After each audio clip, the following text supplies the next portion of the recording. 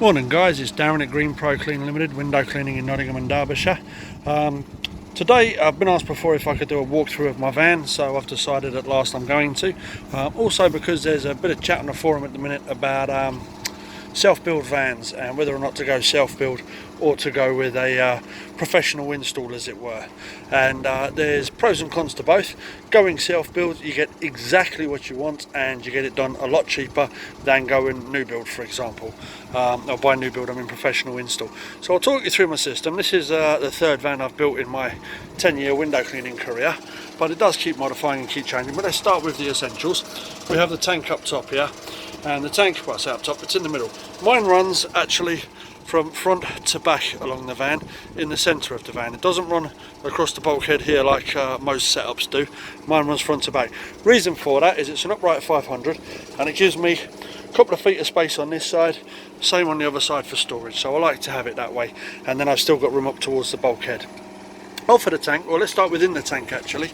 These two wires coming out here, up top here, have 500 kilowatt, or is it watt? I'm not sure. I'd have to look that up, but I will find out later.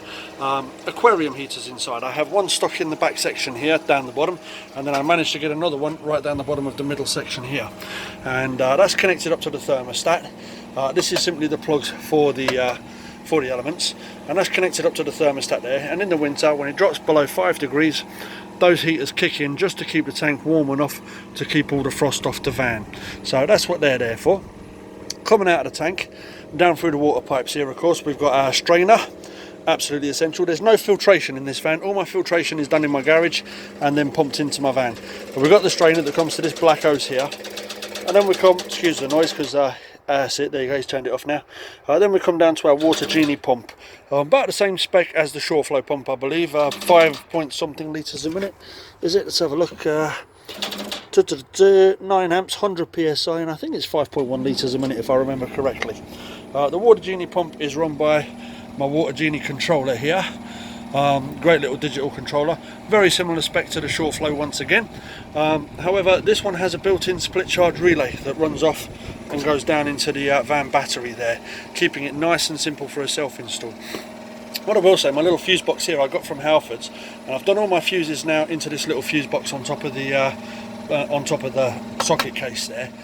Simply because when I had the inline fuses, the black ones with the flip tops on them, they wear out, believe it or not, and I was having all sorts of trouble until Sonny down at the cleaning warehouse, thank you Sonny, suggested that I look at the inline fuses one day, so I did, and that turned out to be the problem. And since we've done this, our power up reel, everything else has just run a lot more efficiently.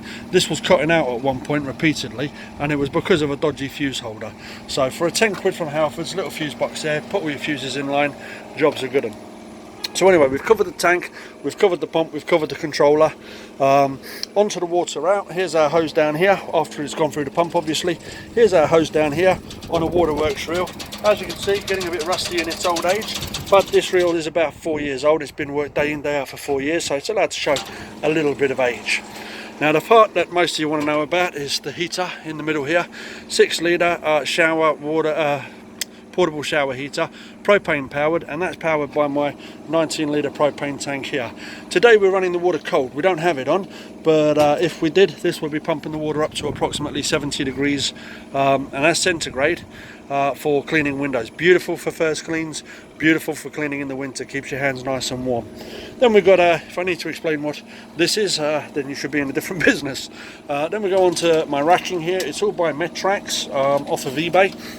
This one down here, the first aid, the first aid kit actually comes with the box. It's only got your basic essentials, you know, a couple of bandages, a couple of band-aids, etc. in it, but hopefully we're never ever going to need more than that. Glove holder, bottle holders, etc. This is the control. Let me just pick that up there. So this is just my button controller that runs my reel right there. So happy days. The black box, that's just where the cables all meet up nice and tidy inside. So that about covers it. The battery, went for the biggest one they had on the day. That's a 115 amp hour battery, 12 volts. And these are just literally clip on. If I unclip that, I take all the cables off in one. Same there. It's a beautiful little bit of gear, about 10 quid a pair from Halfords. Those well worth the effort. We'll move around the other side of the van now. We'll go around the back side, bear with me. Here we go. I keep a high vis and the hard hat in the back of the van if I'm ever called out to a commercial quote. They like it a lot more when you turn up with your high vis gear on. On this side of the van, that's an old Metrax for silicone tubes, but I don't use silicone tubes, so I repurposed it. Spare brushes for different jobs. My traditional kit up there. Box down on the floor here stores extra blades, squeegees, that sort of stuff that we could need on a job. 2 dry buckets up top, one with typical rags in it over here, another with scrims and microfibers in there. And then my pole rack here can hold up to 4 poles, but we never carry that many in the van anyway, so don't really need it. There you get a better idea of how my tank's laid out. As I say, down the middle here, instead of going across the bulkhead, straight down the middle. And it's got a sight glass on the filling side there, so we can see just how much water we're burning through in a day. We'll carry on moving on around. This is the long wheelbase, which is why I look like I've got so much space, which I do, which is just beautiful for extra little odd jobs, etc., when you need to carry a few more things. In here, folding step ladder, perfect for little things like conservatory roofs and that sort of stuff. Hose pipe, once again that's there for when I'm doing conservatory roofs, so I can just jet them up nice and easily. The frame is bolted straight through the floor of the van, and I have my local garage mechanic do that sort of thing for us, simply because it's a shed load cheaper than having manufacturer install. Manufacturer's 250, 350 a pop to install a system for you. Your local mechanic 50, 60 quid. Bit of UPVC max that I'm still working my way through. Normally I've got Ubix in the van, but I bought 25 litres of this stuff, so still getting through it slowly on first cleans. But that really is the setup of my van, nice and straightforward. You got plenty of room should you want to put an in-van RO system or DI vessels or something, and happy days. But as I say, all my filtration's done in garage, then we pump to our vans and out onto the road. But this one's mine. It does what it says on the can. It cleans windows, pure and simple. So hope you found this helpful, hope you found this enlightening. I've always said, if you can plumb a hose lock garden hose and you can change a fuse and follow instructions that say connect A to B, then you can do a DIY install. All in, by the time you count tanks, power up reels, etc, not a lot of money. Couple of grand can see you going with a good system. Add in another 500 for RO units, etc, and you're there. So a lot of people like the idea. This one does not come with any crash tested guarantee, etc, so on and so forth. A lot of people like the idea of Gripper and Ionics with their crash tested systems, and I've seen some of Gripper's work. Can't recall having seen an Ionics van actually. No, I'm lying. I saw one at a roadshow once. Nice stuff. All looks very pretty, all looks great, and if you've got the money for it, spoil yourself, why not?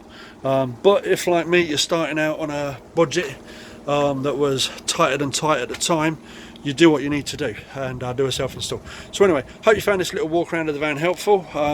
Any questions, comments, bang them in the box below. If you like what we do, please subscribe. Thanks for watching, guys. Have a great day. Take care.